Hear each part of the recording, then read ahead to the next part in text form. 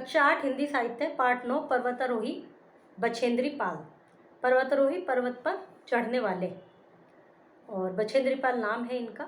बछेंद्री पाल भारत की ऐसी प्रथम महिला हैं जिन्होंने विश्व की सबसे ऊंची पर्वत चोटी माउंट एवरेस्ट की चढ़ाई करके विश्व कीर्तिमान बनाया। मतलब ये पहली भारतीय महिला है जो पर्वत की चोटी है माउंट एवरेस्ट पर चढ़कर विश्व कीर्तिमान बनाया। प्रस्तुत पाठ के माध्यम से हमें उनकी उपलब्धियों से अवगत कराया गया है। आइए इसे पढ़ें। 23 मई 1984 का दिन हमेशा याद रहेगा। इस दिन भारत की साहसी महिला बछेंद्री पाल विश्व की सबसे ऊंची चोटी माउंट एवरेस्ट पर पहुंच गई थी। 23 मई 1984 को बछेंद्री पाल एवरेस्ट पर पहुंचने वाली भारत की पहली महिला और विश्व की 5वीं महिला थी। भारत की पहली थी और भी इनके अलावा गई हैं, तो इसलिए विश्व में 5वें नंबर पर गई थी। उन्होंने सिद्ध कर दिया कि नारी भी पुरुष जैसे साहसिक कार्य कर सकती है।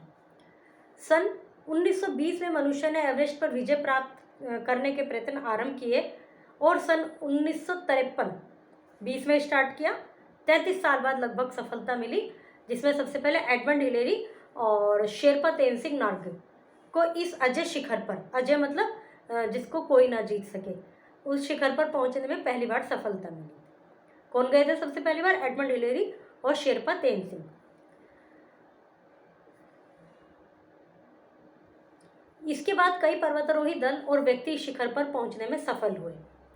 पर्वतारोहण अभियान बड़े जोखिम और साहस का कार्य है। जान हथेली पर लेकर पर्वतारोही ऊंचे पर्वतों पर चढ़ते हैं। जान हथेली पर लेकर मतलब ये एक मुहावरा है कि मतलब अपने प्राणों के बारे में कुछ नहीं सोचते, बिल्कुल ये समझते हैं कि जो होगा चलेंगे भाई, पूरा हिम्मत का काम है, कुछ भी हो सकता है। पर्वत के तेज ढाल पर चढ़ते हुए पांव फिसलने, कच्ची चट्टान के टूटने, बर्फ खिसकने, तूफान आने से पर्वतारोहियों को प्राणों से हाथ धोने पड़ जाते हैं। भाई चढ़ रहे हैं, एकदम ही पहाड़ टूट गया, आके गिर गए, नीचे गिर, कुछ भी हो सकता है। मतलब ऊंचाई के कारण पर्वतों पर ऑक्सीजन की मात्रा कम होती है, इसलिए ऑक्सीजन सिलेंडर और मास्क के साथ चढ़ाई संभव है। ऑक्सीजन सिलेंडर और मास्क भी लेकर चलते हैं वो। पर्वतारोहण का कार्य एक व्यक्ति का न होकर दल का होता है। ग्रुप एक्टिविटीज़ है ये।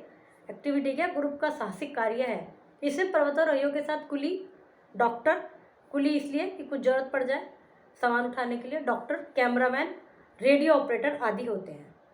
प्रत्येक दल के साथ कुछ लोग ऊपर चढ़ना शुरू करते हैं, किंतु धीरे धीरे उनकी संख्या प्राय 2-3 रह जाती है। जब पूरा दल जो चलता है उसमें हो सकता है 8-10 होते हों, 15 भी होते हों, लेकिन लास्ट में पहुँचते पहुँचते कम हो जाते हैं वो। कौन आगे बढ़ेगा, कौन पीछे रुकेगा, इसके निर्णय दल का नेता ही करता है। सन 1984 में कर्नल दर्शन खुल्लर ने एवरेस्ट पर चढ़ने के लिए एक दल बनाया। 1984 में कर्नल दर्शन ने। इस दल में 6 महिलाएं और 11 पुरुष थे। बछेंद्री पाल इस दल की सदस्य थी। बछेंद्री पाल का जन्म 24 मई सन 1954 में उत्तरकाशी जिले के नाकुरो गांव में हुआ था। इसके पिता का नाम किशन सिंह पाल था। बछेंद्री पाल के पूर्वज चमोली से आकर नाकुरो में बसे थे। नाकुरो एक जगह का नाम है, चमोली भी जगह का नाम है। बचपन से ही बछेंद्री पाल अपने गांव से पैदल चलकर 5 किलोमीटर की दूरी पर हांडा गांव की प्राथमिक पाठशाला में पढ़ने के लिए जाती थी। मतलब उन्हें बचपन से शौक था, जो पाठशाला थी वो भी काफ़ी दूर थी, उसमें पैदल जाती थी वो। उत्तरकाशी से बीए करने के बाद उन्होंने संस्कृत में एमए किया, बैचलर ऑफ आर्ट, और संस्कृत से MA master of art. BA graduate 12th के बाद होता है, ग्रेजुएशन डिग्री है, उसके बाद ये पोस्ट ग्रेजुएशन है। बाद में बीएड की परीक्षा भी उत्तीर्ण की, ये बैचलर ऑफ एजुकेशन। सामान्य लड़कियों की तरह बछेंद्री भी घर के कामकाज करती थी, परंतु बाल्यकाल से ही उनके मन में साहसिक पर्वतारोहण के प्रति रुचि थी। मतलब जैसा आमतौर पर पहले लड़कियां करती थी, अभी भी करती हैं, पर पहले ज़्यादा होता था, ये घर के कामकाज ज़्यादा कराते थे। तो लेकिन उनके मन में जो था एक अट्रैक्शन था माउंटेनियरिंग के लिए। और बीएड करने के बाद उन्होंने तुरंत नेहरू पर्वतारोहण संस्थान उत्तरकाशी में प्रशिक्षण लिया। इनके भी ट्रेनिंग सेंटर होते हैं जो माउंटेनियरिंग का कार्य होता है। वह गंगोत्री की चोटियों पर चढ़ने में सफल हुई। सन 1983 में 7 सिस्टर क्लब बनाया था कि निदेशक पद पर उनकी नियुक्ति हुई। इस पद पर काम करते हुए उन्होंने एवरेस्ट अभियान का परीक्षण और पूरा अभ्यास आरंभ कर दिया। उनको हेड बना दिया गया था, निदेशक, डायरेक्टर, और वहीं पे उन्होंने ये अपनी प्रैक्टिस करनी शुरू कर दी थी। उनकी कड़ी मेहनत और लगन देखकर कर्नल खुल्लर ने उन्हें अपने भारतीय एवरेस्ट अभियान दल में सम्मिलित किया। उन्होंने देखा भाई ये काफ़ी इस विषय में इंटरेस्टेड हैं, मेहनत भी कर रही हैं, इनको भी शामिल कर लेते हैं। कर्नल खुल्लर का यह दल 11 मार्च 1984 को दक्षिण मार्ग से नेपाल की राजधानी काठमांडू से होते हुए एवरेस्ट की तरफ बढ़ा। इस अभियान में अग्रिम दल ने 5,395 मीटर की ऊंचाई पर पहला कैंप स्थापित किया, मतलब वहां तक चल के फिर कैंप लगाया। इस क्षेत्र में बर्फ गिरने में एक शेरपा मर गया, इनके साथ जो थे 4 लोग घायल हो गए, बर्फ गिरी वहां पर। दूसरे कैंप की स्थापना 6,584 मीटर पर की गई और 7,198 मीटर की ऊंचाई पर तीसरा कैंप लगा और साउथ कोल नामक स्थान पर चौथा कैंप लगा। 8 मई रीटा गाबू को 4 साथियों के साथ साउथ कोल से एवरेस्ट की चोटी पर चढ़ना था। 8 मई को 4 लोग जाने थे, कुछ भाई एक तो मर गए और कुछ वहाँ रुक गए, फिर कुछ सेकंड में, फिर थर्ड में, फिर फाइनली 4 लोगों को वहाँ जाना था।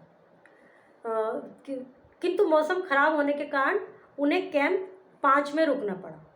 5वां कैंप, चौथे के बाद उन्हें सीधा वहाँ जाना था, लेकिन 5वें कैंप पर रुकना पड़ा। वहाँ केवल 3 व्यक्तियों के रहने की व्यवस्था थी।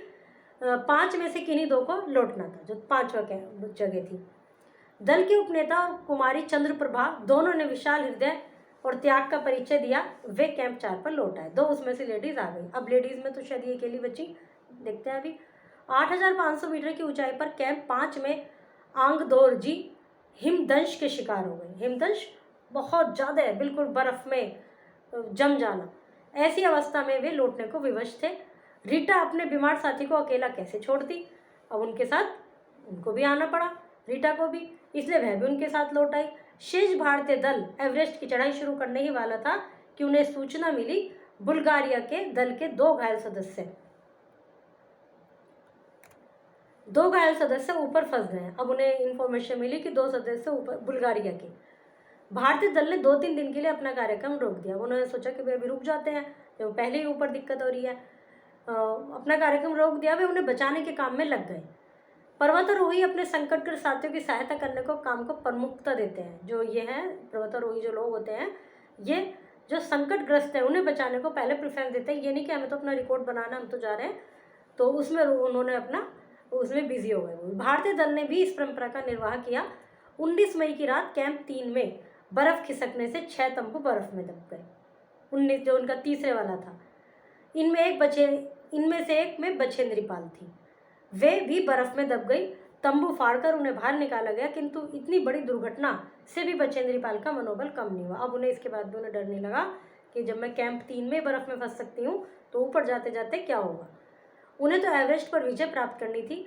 जब मौसम अनुकूल हुआ तो 23 मई को बछेंद्री पाल ने अन्य 3 पर्वतारोहियों के साथ एवरेस्ट विजय के अंतिम चरण की यात्रा प्रारंभ कर दी। 8 मई 23 मई को अपने 3 अन्य साथी साउथ कोल में सवेरे चलकर दोपहर 1:07 पर वे एवरेस्ट के शिखर पर जा पहुंची।